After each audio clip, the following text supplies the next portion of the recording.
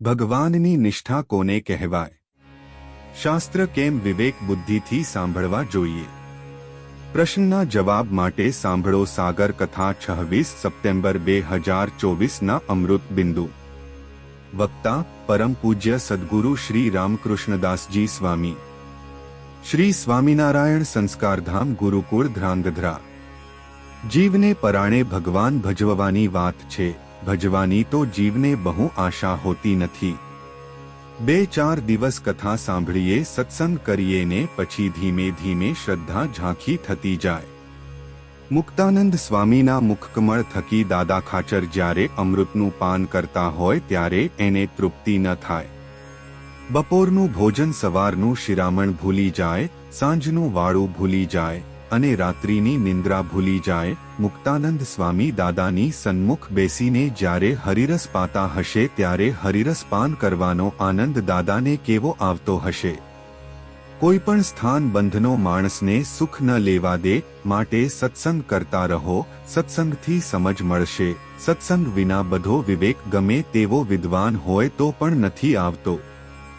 ગઢડા પ્રથમ પ્રકરણના 37માં વચનામૃત સંદર્ભે સગા સંબંધીમાં પ્રીતિ ન કરવી. અહીં જે મહારાજ બતાવે છે તે મહારાજ વિવેક શીખવે છે. કેવી પ્રીતિ ન કરવી?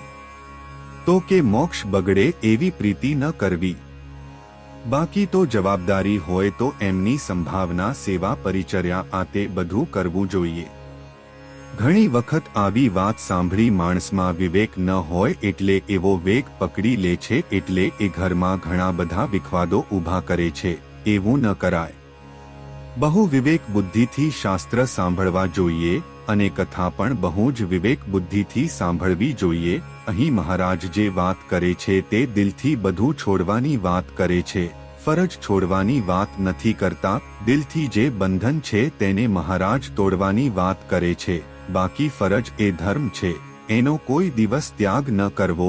છેલ્લા શ્વાસ સુધી ભગવાનના ભક્ત માનીને સેવા કરવી. લંડનમાં રજનીભાઈ હરિભક્તે પોતાના ધર્મપત્નીની 8 વર્ષ સુધી મુક્ત માનીને સેવા કરી. આમ દ્રષ્ટિ બદલાય તો ફળ પણ બદલાઈ જાય. જેને આખી સૃષ્ટિ હૃદયમાંથી કાઢી નાખી હોય ને હૃદયમાં સૃષ્ટિની જગ્યાએ સર્જનહારને બેસાડ્યો હોય તો એને કોઈ સૃષ્ટિનું બંધન ન થાય. ઘર વખરી ચીજ વસ્તુ, પદાર્થ, સ્ત્રી, પુત્ર, દીકરા, દીકરીઓ, સંસ્થા, શિષ્ય, સમાજ આ બધી સૃષ્ટિ કહેવાય. એના બંધનો જીવને ઘણી વખત અવરોધ કરે.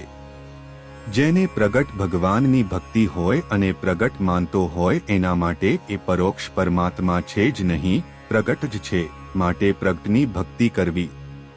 પ્રભુ આવ્યા ગયા ન જાણે, સદા અને સદા પ્રભુ પ્રગટ બિરાજે છે. મહારાજ લીલા સંકેલીને જતા રહ્યા પછીની વાત છે. વહેલાલના જયસિંહભાઈ ઘીનું કુડલું ઉપાડી અને ગઢપુર આવતા હતા અને રાધા વાવે મહારાજ માણકી લઈને આવતા મળ્યા અને કુડલું લઈને મહારાજ ઘી જમ્યા. જેને ભગવાન સ્વામિનારાયણનો આશ્રય છે અને જેને પ્રભુનો આશ્રય સ્વીકાર્યો છે તેને નિષ્ઠા કેવી હોય! મુંજા સુરુના ઘરના 22 માણસોને મહારાજ ગામમાં લઈ ગયા તો એને ભગવાન સ્વામિનારાયણની નિષ્ઠામાં ફેર ન પડ્યો. આનું નામ નિષ્ઠા અને આનું નામ પ્રગટ પ્રભુને માન્યા અને પ્રગટ પ્રભુની ઉપાસના કહેવાય.